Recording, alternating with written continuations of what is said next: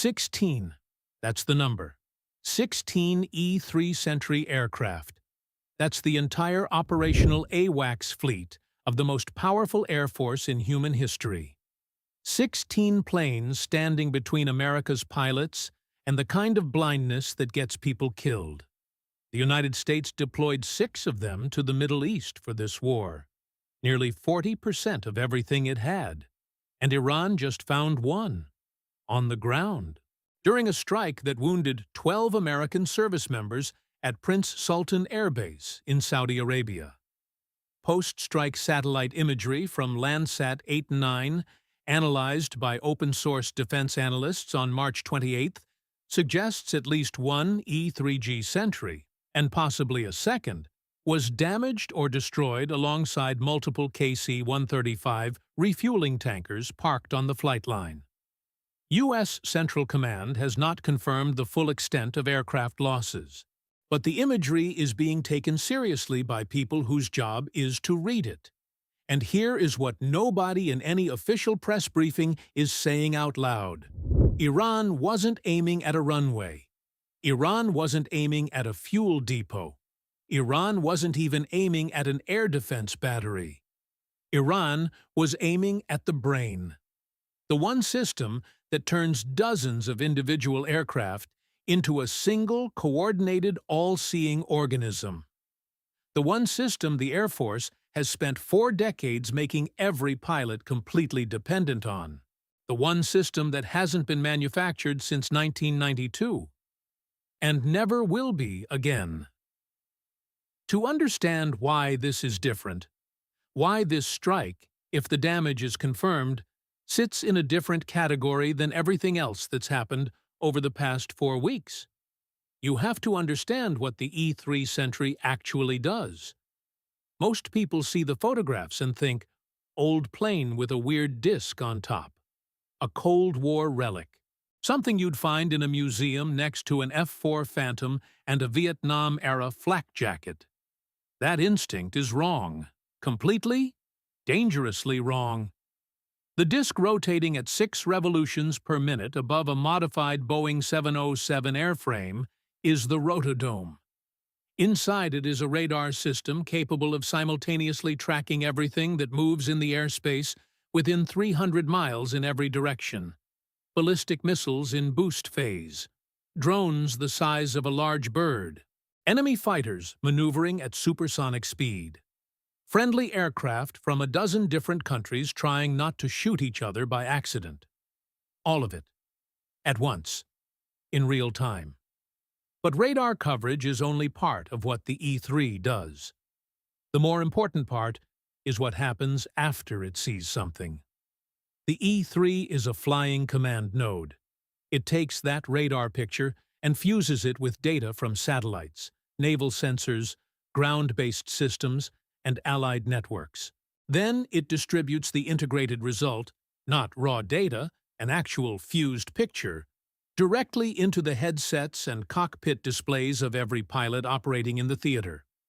A fighter pilot in an F-35 400 miles away knows where every Iranian surface-to-air missile radar is, where every Iranian intercept aircraft just turned, and which refueling tanker to find when his fuel state drops critical. That is the E-3, not a sensor. A nervous system. Since February 28th, when the United States and Israel launched coordinated strikes against Iranian military infrastructure, the E-3s over the Gulf have been working without pause. More than 200 combat aircraft, 2 carrier strike groups, B-2 bombers flying round trips from Missouri, coalition forces from more than a dozen nations trying to operate as one coherent force. The E-3 was the thing holding all of that together. Every intercept calculation, every tanker sequencing window, every real-time threat vector fed to a pilot in the second before he needs to decide. And Iran just figured out how to find it on the ground. This is where the story stops being about one aircraft and starts being about something much more unsettling. How did Iran know where to look? The March 27th attack on Prince Sultan Air Base followed a pattern that defense analysts have been watching develop over the past 4 weeks. It wasn't random. A wave of drones came first, the same saturation tactic Iran has refined through the entire course of this conflict, borrowed almost directly from Russia's drone campaigns over Ukrainian power infrastructure in late 2024. The drones force air defense systems to engage, burn interceptor inventory, create radar noise. Then the missiles follow. Aimed at specific targets, the drone wave was designed to expose or distract from. The question isn't whether Iran can launch a missile. We know it can. The question is how it knew to aim that missile at the section of the flight line where an E-3G was parked. There are three possibilities. None of them are comfortable. The first is signals intelligence. The E-3 is not quiet. Its radar emits. Its communication systems transmit on multiple frequencies. Even on the ground during maintenance, some of those systems remain active for testing and calibration. A sophisticated adversary with developed signals interception capabilities can, in theory, triangulate the position of an E-3 with enough precision to cue a ballistic missile strike. Iran's electronic warfare capabilities have grown significantly over the past decade, and analysts who monitor these programs have repeatedly pointed to technical knowledge transfers from Russian and North Korean sources, though the precise nature of those transfers remains unconfirmed in open-source reporting. The second is commercial satellite surveillance. Iran and Iran-aligned networks have been monitoring commercial satellite imagery with intense focus since the conflict began. Planet Labs, one of the largest commercial imagery providers, announced a 2-week delay on releasing high-resolution images, specifically because of concerns that near real-time imagery was being used to guide attacks on coalition forces. But other providers continue operating, and an E-3 Sentry, a 46-meter aircraft with a 9-meter rotating disc on top, is not a subtle object on a satellite image. You don't need to know the exact maintenance schedule if you know the base's operational patterns well enough to calculate when aircraft are likely to be on the ground. The third possibility is the one that generates the most anxiety in defense intelligence circles, and the one that has the least public confirmation. Human intelligence. A penetration. Someone, somewhere in the chain of mission planning and base operations, whose knowledge of where a specific aircraft would be during a specific window of vulnerability made its way to people who could act on it. There is no confirmed evidence for this, but the consistency of Iranian targeting precision against high-value American assets over the past 4 weeks has raised this question in discussions that are no longer hypothetical in nature. When missiles find their targets during windows that seem specifically chosen for maximum effect, repeatedly across multiple bases, across multiple asset categories, the accident hypothesis becomes harder to sustain. Now the number that makes Air Force planners go quiet. 16 E-3 Sentries, total, in the entire United States Air Force. Before this conflict began, 6 of them were deployed to the Middle East, nearly 40% of the fleet concentrated in a single theater because the demand for airborne battle management in a major air campaign against Iran was simply that high. The production line for the E-3 closed in 1992. The Boeing 707 airframe it's built on hasn't been manufactured anywhere on Earth in decades. The specialized components inside the rotodome system, the radar processors, the battle management computers, the integrated communications architecture, are produced in small quantities by subcontractors, some of which no longer exist as independent companies. There is no spare aircraft sitting in a hangar waiting to be reassigned. There is no emergency production contract that generates a replacement in any time frame relevant to this conflict. Every E-3 the Air Force loses in this war is gone permanently. Not for 6 months, not for a year. Gone. The Air Force has known this for years. It's the reason the E-7A Wedgetail program exists, a modern replacement built on the Boeing 737 next-generation platform with a significantly more advanced multi-role electronically scanned array radar that provides 360-degree coverage with a fraction of the electromagnetic signature of the rotodome. The E-7A is a genuinely superior system. Australia operates them. The United Kingdom ordered them. The U.S. Air Force planned to buy 26. Then the Pentagon proposed canceling that buy in the 2026 budget. The reasoning was cost. The proposed alternative was buying 4 additional Navy E-2D Hawkeye aircraft as a stopgap, a propeller-driven carrier aircraft with shorter range, smaller crew capacity, and significantly less radar power than the E-7A.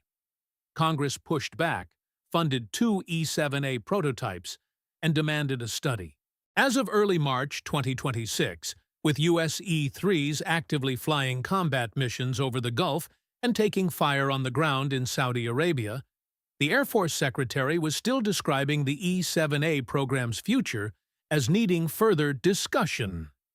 A Center for a New American Security report published on March 4th called Dedicated Airborne Battle Management Aircraft Indispensable to U.S. Military Operations and warned against the institutional drift toward assuming future satellites or distributed systems could replace what the E-3 and the E-7A actually do. That report landed while American E-3s were already flying more sorties than they had in years, compensating for ground radar systems destroyed in Iranian strikes across the region. Before this war started, the regional radar network was a layered architecture worth tens of billions of dollars. Ground-based early warning systems, mobile Patriot and THAAD batteries, naval radar from carrier and destroyer groups, and at the top of it all, the E-3, the system that fused everything into one coherent picture. Iran entered this conflict with a specific plan to dismantle that architecture, not to defeat it in head-on combat, to dismantle it layer by layer, system by system, in a sequence designed to accumulate damage that compound over time.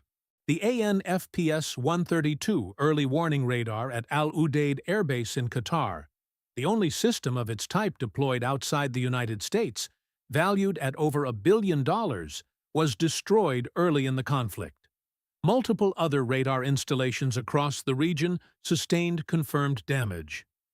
5 KC-135 Stratotanker refueling aircraft were damaged at Prince Sultan in mid-March.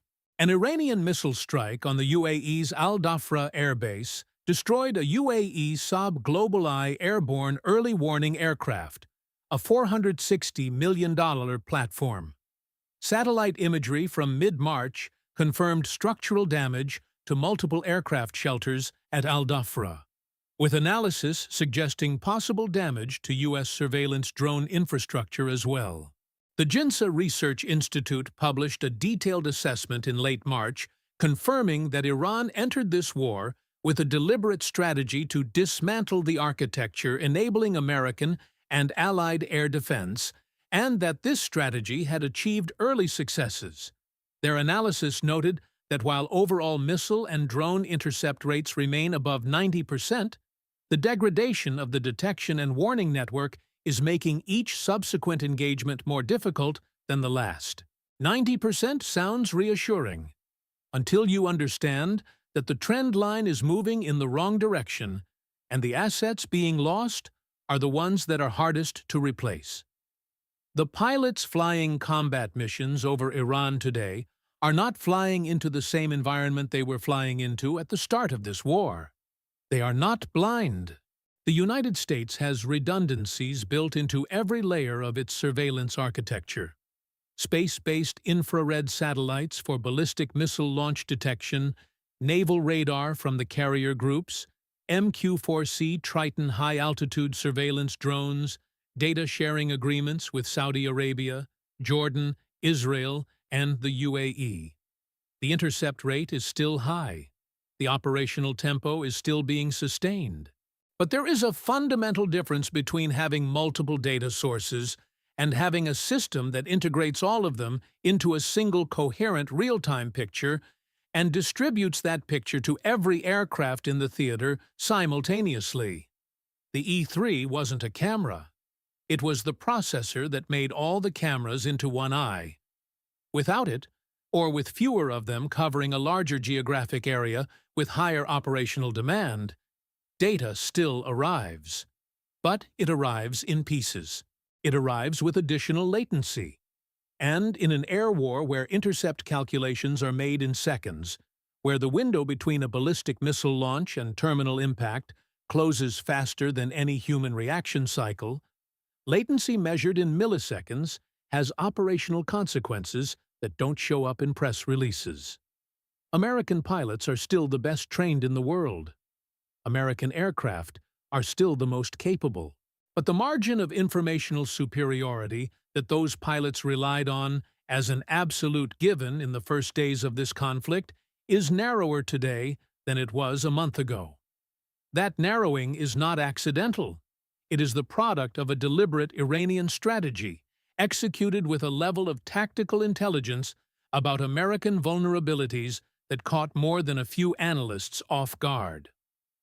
Moscow has said almost nothing. That silence is its own kind of statement. Russia has maintained careful public distance from this conflict. It hasn't voted with Iran in international forums with the consistency that prior patterns would suggest.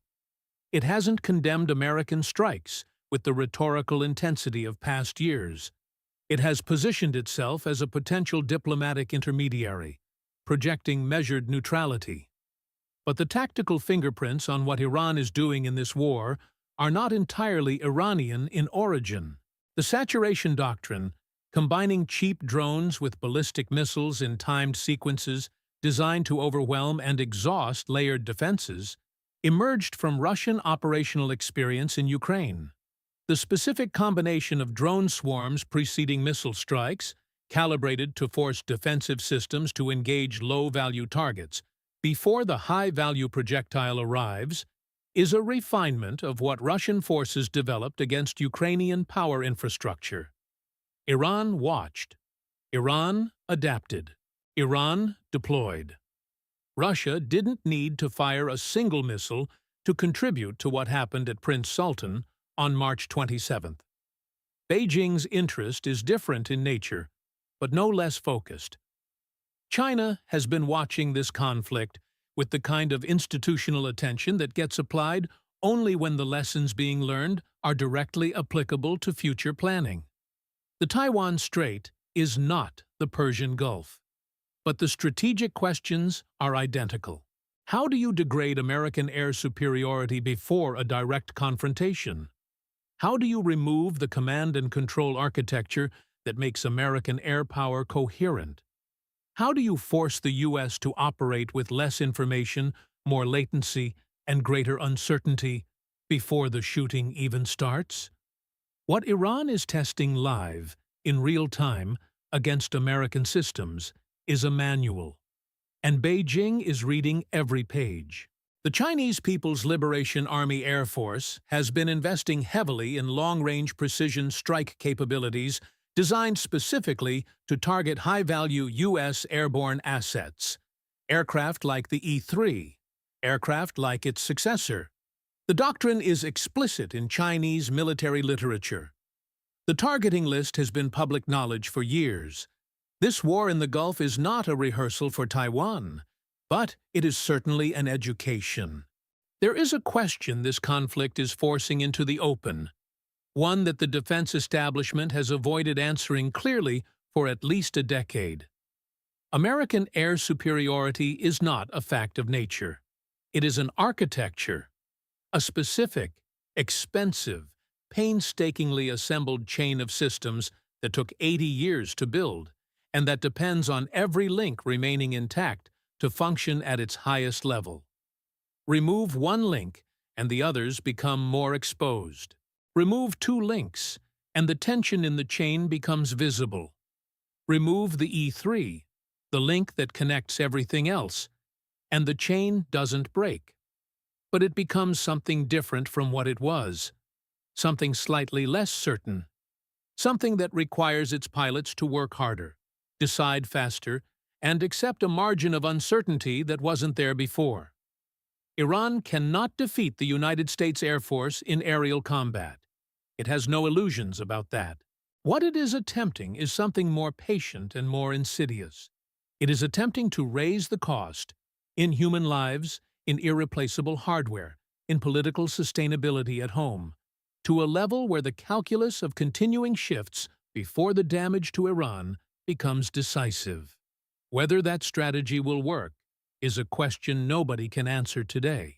What can be answered right now, on the basis of confirmed satellite imagery, confirmed casualty reports, confirmed losses of billion-dollar radar systems, and now the first confirmed strike against an American AWACS aircraft, is that the strategy is not failing.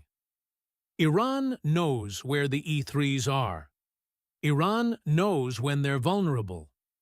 And Iran knows something that the defense budget debates of the last several years seem to have forgotten. 16 is not a large number. When you're already 6 short, and the production line closed before most of your pilots were born. What do you think Iran knows about U.S. air operations that Washington hasn't admitted publicly? Drop it in the comments, because this conversation is just getting started.